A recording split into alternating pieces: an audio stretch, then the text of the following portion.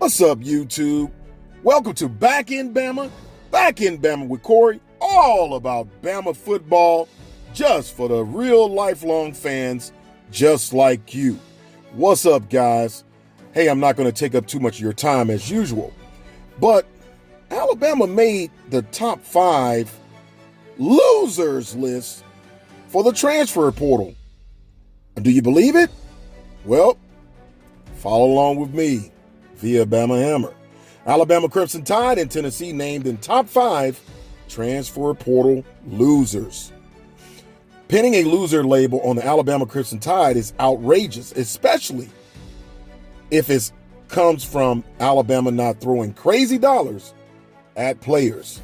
Most Alabama Crimson Tide fans are angered by Alabama being labeled a loser at anything. At least in this instance, the Tennessee Vols were given the same disrespect. The negative assessment comes from Yahoo Sports via Nick Bromberg. I'll try to find this article. Bromberg picked the top 5 winners and the top 5 losers in the current transfer portal cycle. Given that more players will enter and many more will pick new teams after the entry deadline passes, any ranking is premature. There is zero doubt that the Alabama Crimson Tide will add more transfers.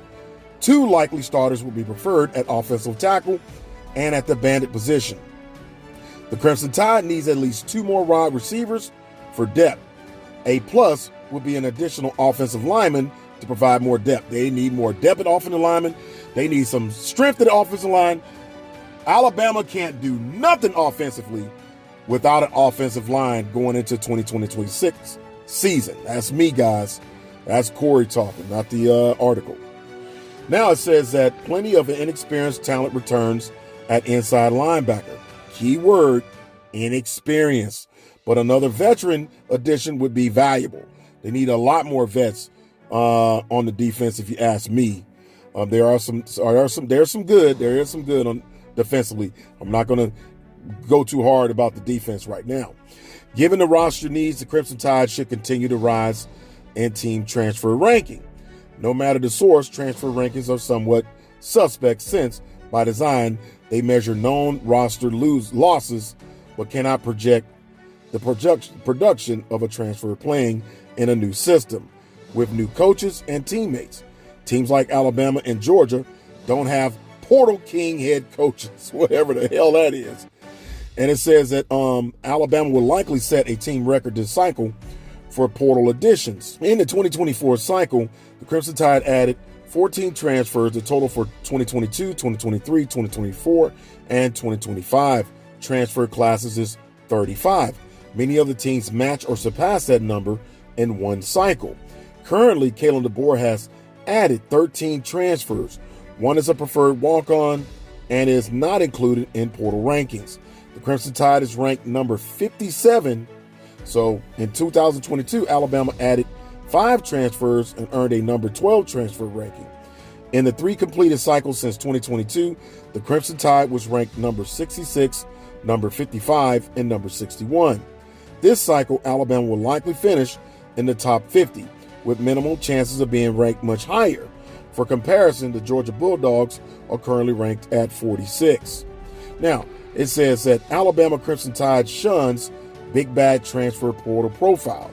What it's saying is shuns, meaning big money, spending big money, okay? That's what I say it means to me. The real burn felt by some Alabama football fans is that the Crimson Tide is not a major bag program.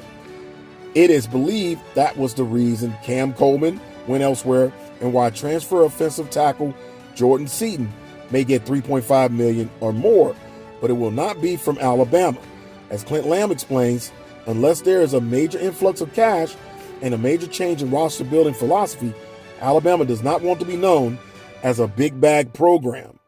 Bromberg included the Alabama Crimson Tide among the top 5 transfer losers, along with Tennessee, Utah, Colorado, and Iowa State. His top 5 portal winners are Texas Tech, Texas, Indiana, Virginia Tech, and Louisville. It says here, transfer portal winners and losers. Which teams loaded up, which teams let down in January window. So I'm just going to jump to just the naming the winners based on this from the Yahoo Sports Nick Bromberg article. It says the winners, as said previously, it says Texas Tech, Red Raiders, Texas Longhorns, Louisville Cardinals, Indiana Hoosiers, Virginia Tech. Now, those are your big, supposedly, winners. Now, the losers, as I said previously, Iowa State Cyclones, Utah Utes, Colorado Buffaloes, Alabama Crimson Tide, and Tennessee Volunteers, according to this article. But guys, what's your thoughts? Hey, as it said in the article, it said Alabama doesn't want to be known as a big bag program.